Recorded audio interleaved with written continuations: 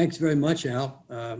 I want to spend a little time sharing about my experience of moral injury. I first began to feel bad about what I was doing when we were called to set up an ambush one day.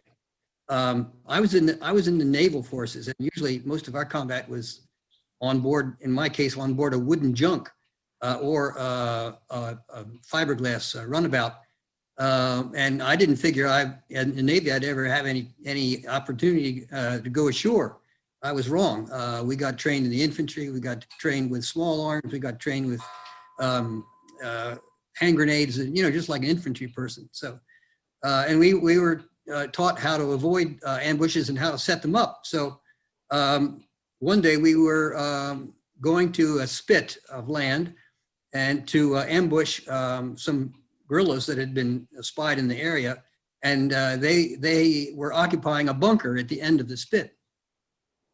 So our sailors got off their junks, and I was the last guy to get off the last junk. So I was sort of the tail of this dragon, and we were waiting for these men to come down the spit, and we would kill them.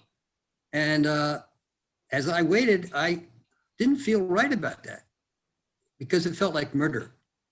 It's one thing for me, I'm speaking of my own feelings. It's one thing to shoot at somebody when you're getting shot at. I know that feels fair. But it's quite another when your enemy is unsuspecting and you're just going to kill him outright, and they're never going to know that you were even there. That felt very, very different for me. And that's when I began to feel really badly about what I was doing in country. The second feeling of remorse for what I failed to do in Vietnam followed the fall of Saigon in 1975. I got very close to the officer that I was the counterpart to. I got close to him, I got close to his family. And when Saigon fell to the communists, I was having nightmares about what was this guy experiencing now? Was he in jail? Was he killed? Was his family in jail? And it was really bothering me tremendously. Very, very bad, very dreams. My dreams have never been about combat. And in that, I'm very different than a lot of veterans. I've not had any flashbacks. I've not had any nightmares involving combat, but I had these dreams about betraying these people that I'd become very, very close to. I'm glad to say that they escaped to eventually, they made it to the United States, and I visited him and his family. It's been many years ago now, but they were all safe, and so the end of the story was a happy one. Now, what has helped me principally is spiritual resources. I had a remarkable experience in country after praying and felt very, very close to God and felt called to do something about that. And eventually I became a pastor, and I was a pastor for 31 years. But the second thing I learned, and this has been more recent, is the connection of the body to the mind. As Scott mentioned in the introduction, that moral injury has physiological aspects to it. When you feel bad in your mind, it affects your body, and vice versa.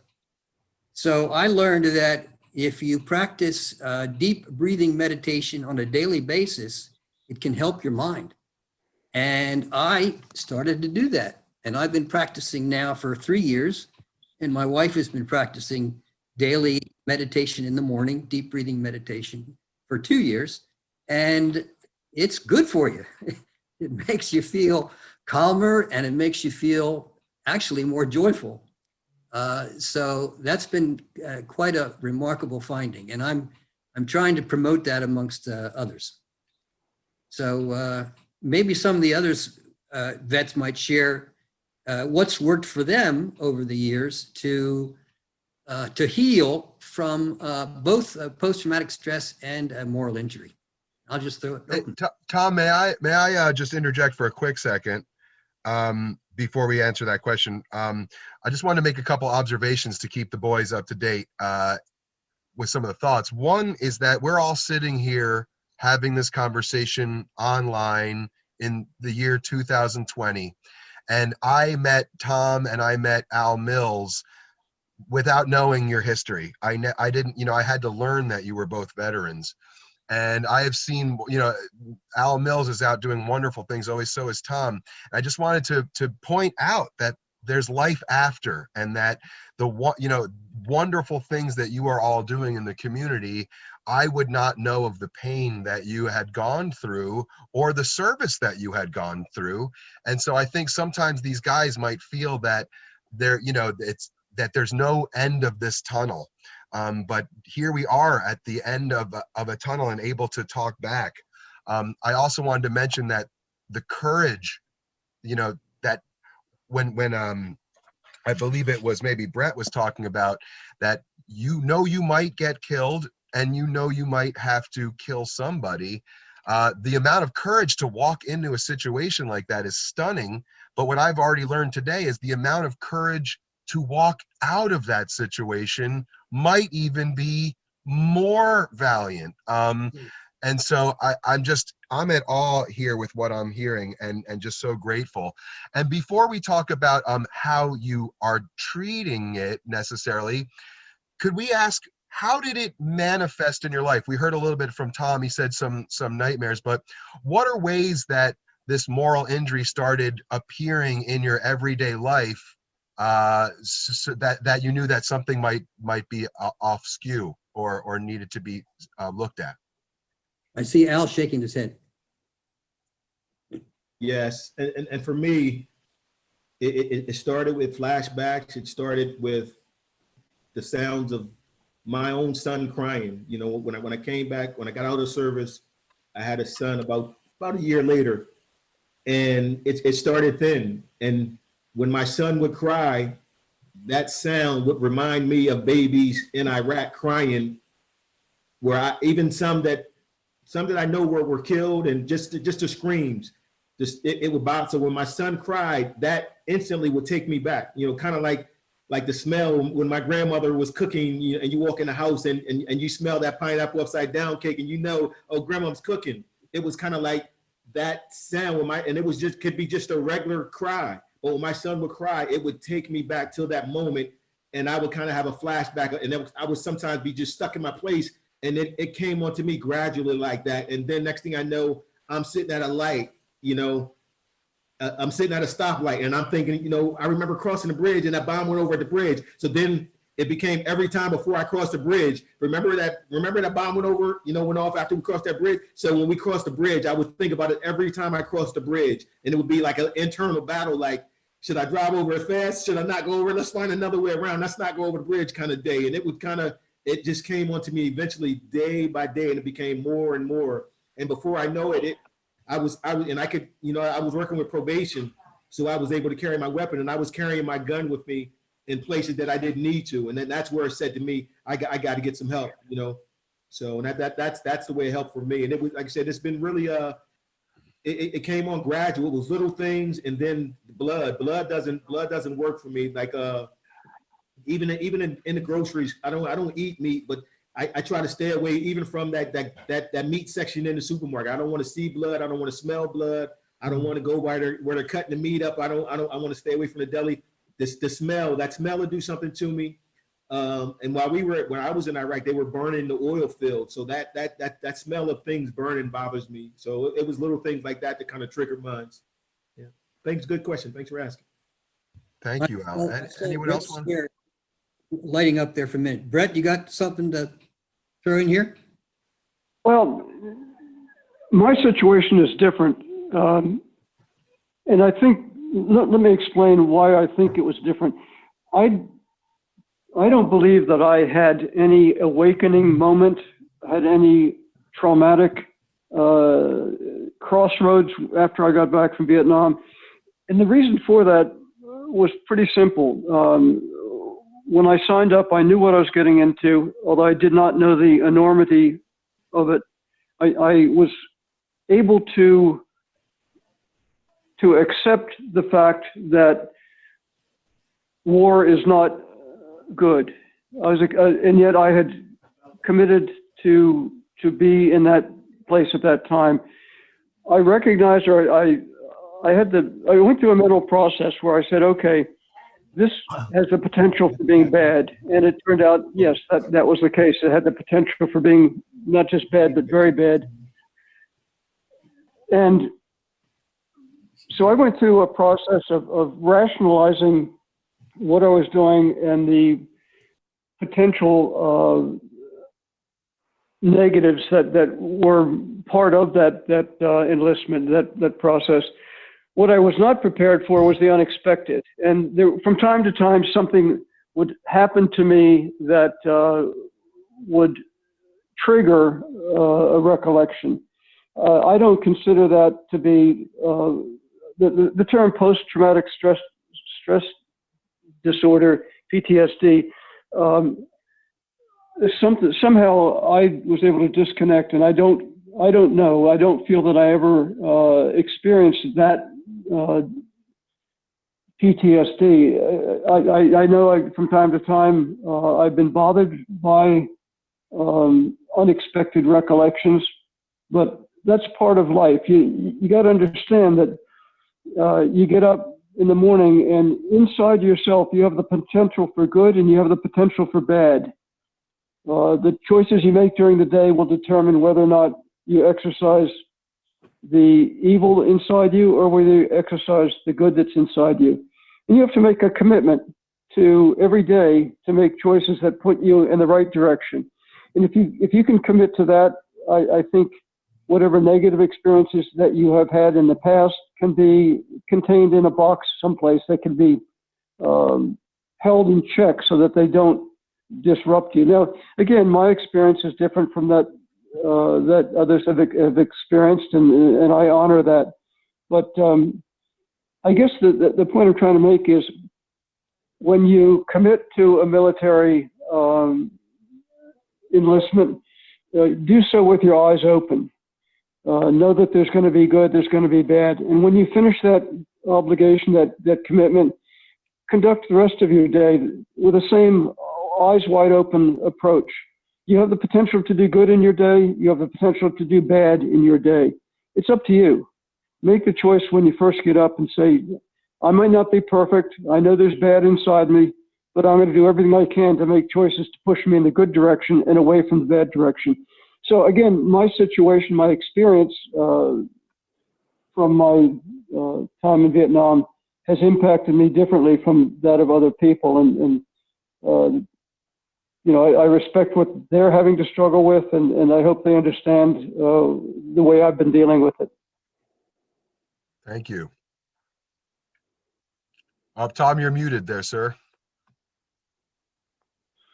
Brett, you want to say something about the book that you've written? It sort of parallels what you've said. Well, this is another life. Yes, about 6 or 7 years ago, probably 8 years ago now, I was aware of what I consider to be a disturbing trend in my country, in the United States. I was aware that people were being told, oh, you're not responsible for your choices. Your choices don't have any consequences. It's not your fault. Don't worry, somebody else will fix it. And that kind of bothered me.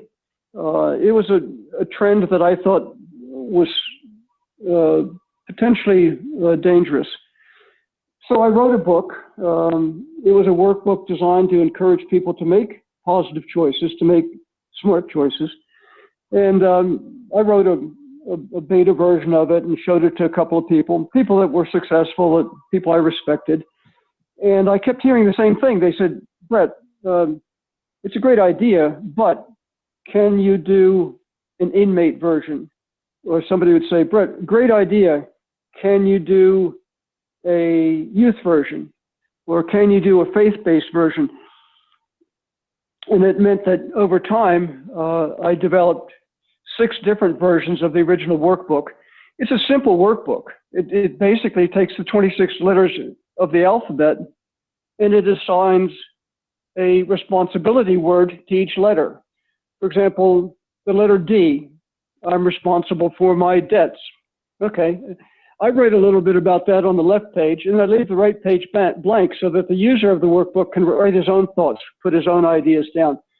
The letter I, I'm responsible for my identity. And I write something about my ideas, and then I leave the facing page blank. The letter G, I'm responsible for my goals. And each one of the 6 versions that I've produced follows the same format. It's been fun because we have we place the workbooks in a number of juvenile reentry programs in the state of Indiana. A number of faith-based organizations are using it. And I've been blessed to see how this thing has begun to play out and how it's really, I think, helping people when they make their choices as they go through life. But believe me, when I started this project, I didn't have a clue what I was doing. I mean, I was totally clueless. And along the way, I had help. The first version, for example, an industrialist in Kansas City said, Brett, I want to do an inmate version. Can you write one for me? And I said, yes, but I said, how do you do that? And he got me into the Leavenworth prison system. And I was in Leavenworth for 4.5 hours with 2 inmates, and they were phenomenal. They shredded the book. They basically told me how lame it was, but they helped me write that version. And then when I got into somebody wanted to do a youth version, same thing. I got together a couple of high schools and did some focus group studies and learned how really old I was in the process, but still they helped me write a youth version. And same with the faith-based version. I had an ordained minister give me 26 scriptural references for each one of the 26 letters of the alphabet. So step by step, every time I've come to a roadblock, somebody stepped in and helped me overcome that. And if you sit down and decide you want to do a project of your own one day, be prepared to come up short, but also be prepared to look around and have people step up and help you achieve what you're trying to achieve. It's been a wonderful experience for me to see this workbook come together, but it could not have happened without the help of dozens of people along the way, and for them, I'm very thankful. I'd like to just point out that theme has been going throughout this conversation of people relying on other people. And even so much so that when you were in the same country of Vietnam, in different areas of the country, you still were relying on each other. And I'm just I wanted to point out how much teamwork is involved in getting through the difficulties, but also then helping down the line those who have yet to have them. Amen. Yeah, Brett Lunger here. Let me just address that, because that's a very important point. Marine recon, unless we were going into a really bad area, we would just be six people on the team. Sometimes 8 if you knew you were going to have contact. But you go for 3, 4, 5 days and not even talking. Try that. Try going 24 hours without talking. And yet you communicate by hand signals with your teammates. They know what you're going to do. You know what they're going to do. You trust them. You rely on them. And they are there for you, and you're there for them. That's something that recon pounds home every day. Mm. Yeah. Jeff, what's worked for you? War. Well, I was one of those cases. I literally came home from Vietnam and got out when I hit stateside, and that's a bad thing to do, because you go from the boonies to the street, and it's just 2 different worlds colliding, and I really had a hard time for a while. And my first wife hadn't waited for me to come home, so my world was sort of topsy-turvy for a while, and I kind of boxed it all up and retracted and went to counseling, the whole 9 yards, and it just started coming out of it. And I spent 22 years building with Habitat for Humanity and doing that with my kids at church, summer trips. And I've got a men's group at my church for almost 15 years now, taking care of the facilities. And it is, so it's reliance with one another, skills, just as every day people would show up at the Habitat site, a bunch of people with different skills. And I have met some of the finest people in the world that have, given me reason to be okay. And I just think trying to live life in a positive way has helped. It's that simple. Has it always plagued me? Yeah. Tom, I don't think we've had the conversation, but about a month ago, a priest at the VA gave me absolution from my losses and kills. And it was quite a seminal moment for me. Somehow somebody, it didn't release me completely, but it certainly turned the key. Yeah. And it took a load off of me that somehow was absolved. So I've lived it out the hard way most of the way, but I've sought counseling on the way, and I've done a whole lot of stuff for other people, and been involved with people who have a lot to give, and some people who need help. I've gotten to know an awful lot of families building homes for 22 years, and it's kept me sane. Yeah. But I'm like Brett. I don't do well on 4th of July. I can't stand 4th of July. Right. I went back to Vietnam in 2012, not with military people, but with some college groups.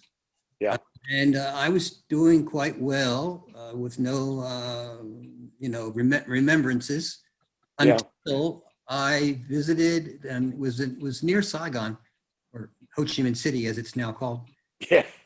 There was a shooting gallery up there for tourists, and it was the sound of the guns, and I didn't like it. I had to get away from that.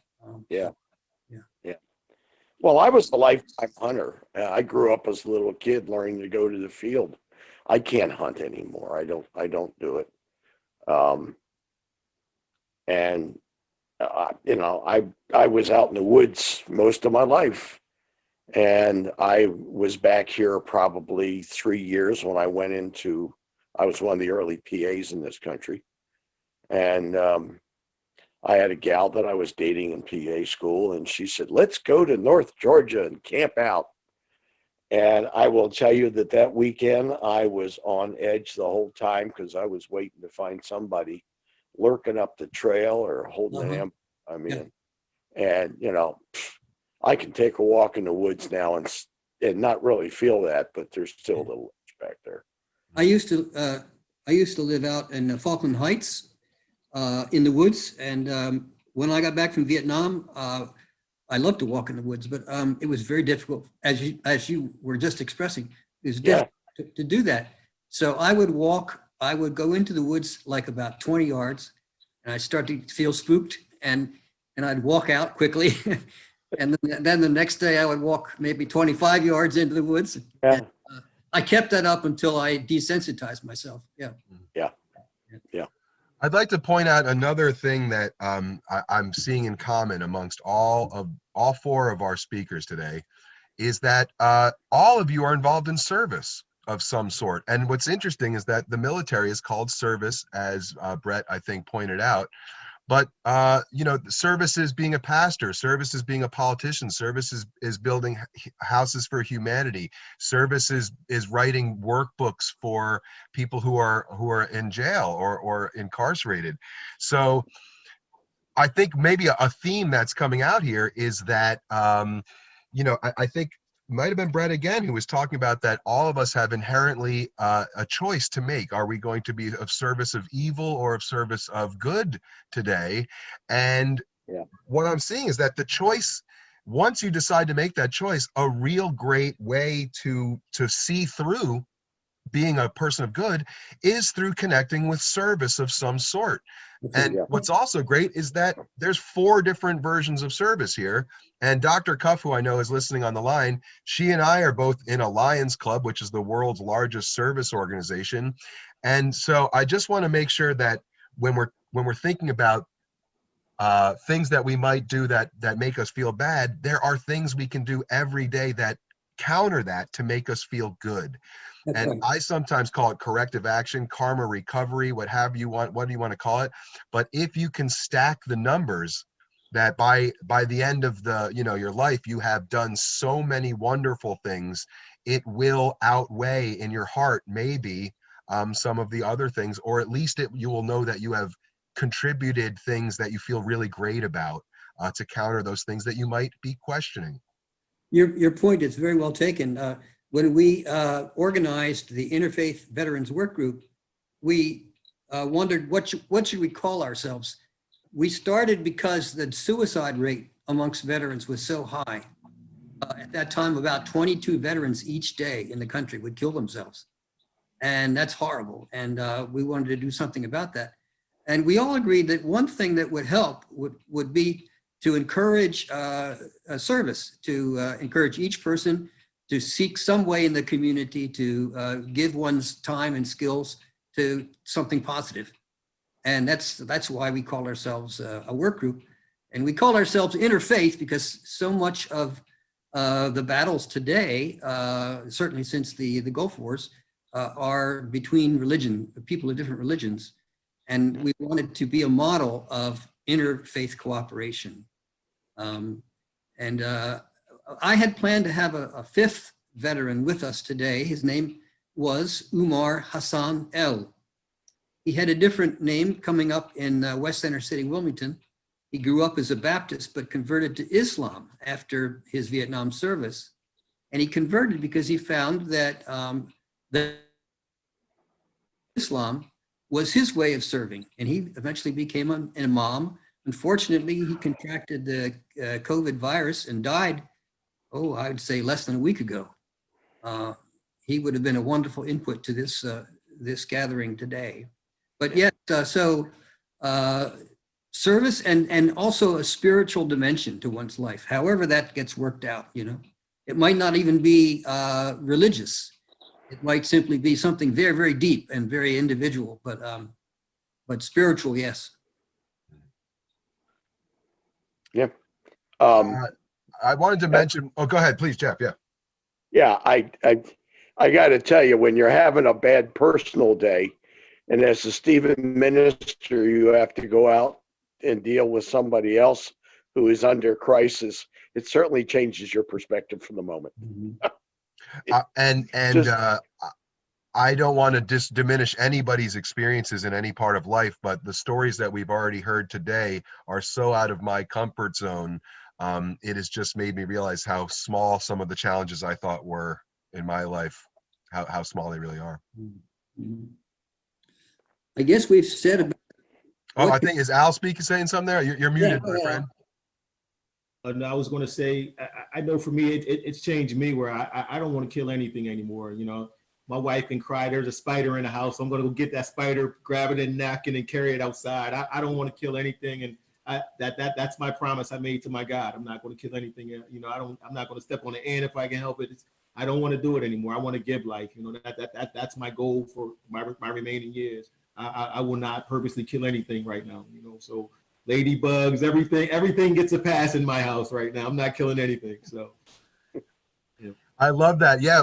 Why don't we, we're getting ready to wrap up. And I would like to hear just like that, maybe some little tidbits that you use to help you out.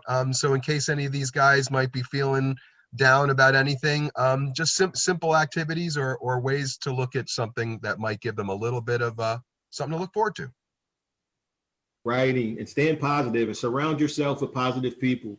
Negativity sucks the energy out you. So I would say surround yourself with some positive fears. And when you're going through something, please, seek and write it down. And, we all have these amazing thoughts, write them down. Right. So that I know that's what's helped me get through it is my writing. God gave me this gift to write poems, and I'm able to take so much of the stress and strain and some of that pain and trauma that I had went through and just put it on paper, and it makes me feel better, and it makes me feel better.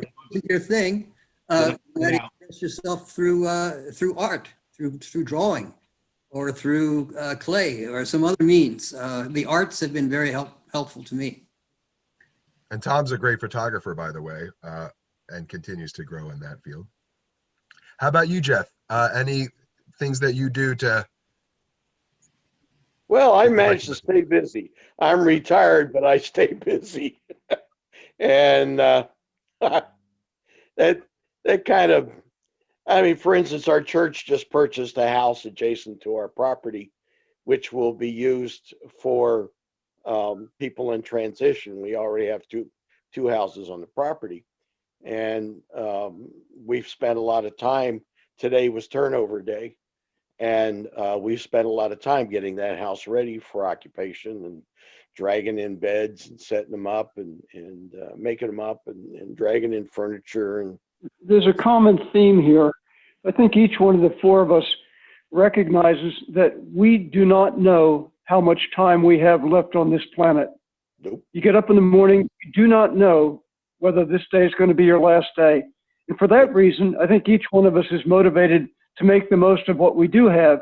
And when I say make the most, that means giving back to people that are in need. Surely we've been blessed. You know, we have food on the table and a lot of people don't. So find a way to give back. Stay engaged. That's what, I think that's what Jeff said. And as far as Al's respect for life, I would take one exception to that, Al. I have no trouble killing moths because the moth gets in my closet. The moth eats these big holes in my sweater. Then I put my sweater on. I look like a clown. So anytime I see a moth, not only do I step on it, I step on it twice. So maybe I need to do some work on that one. But seriously, stay engaged, find ways to contribute, and understand that we do not know how much time we have. And for that reason, we have to make the most of the time that we do have. Amen. And to double down on that, the fact that one of our guests is now no longer with us is just a timely reminder of how precious this is. And that's why at the beginning, gentlemen who are in the class, you have to seek out knowledge. And you said at the beginning, thanks for bringing jewels. The jewels don't always come to you, you know, like we had to get Tom to put together this group. We put work together to bring these jewels to you. So I hope that you all start to hunt for those jewels in the same way. I'm hearing arts, action, service, just wrapping yourself around positivity. These are all wonderful ways to actually have a happy life with whatever your past is, I think, as well. Yeah. That's right. So there's one point I did want to mention that I hadn't mentioned, is when you are seeking out this knowledge, if you guys are asking people about their history, Jeff and I had a conversation before the call, and he informed me that there is one question that you just never should ask a veteran. And I wanted to make sure that we talked about that so that you don't make that mistake. And that is, you never ask how many people a veteran had to kill. It's just not an appropriate question. And so, as you saw today, we were able to have a wonderful conversation that was quite deep, but those numbers are not, that's not important. What is important is how can we heal from things that we've done. And so sometimes in your language, when you're asking people, think about that this is someone who's healing. How can I talk to them in a way that we can get the information, but without adding more pain to it necessarily? Gentlemen, I know what they actually had some questions for you that you all pretty much asked, had answered. I did just want to wrap it up. Would anyone, we're going to be making a video out of this. It'll probably take us some time. Anyone have any closing remarks that they'd like to say before we sign off? Here, Sarah, I want to say I appreciate all four of you for sharing your personal lives with us. We appreciate it. That's a surprise. I was talking to the guests, but go ahead, students. What do you have to say? What do you have any? We thankful for all y'all coming today. Thank you for joining us.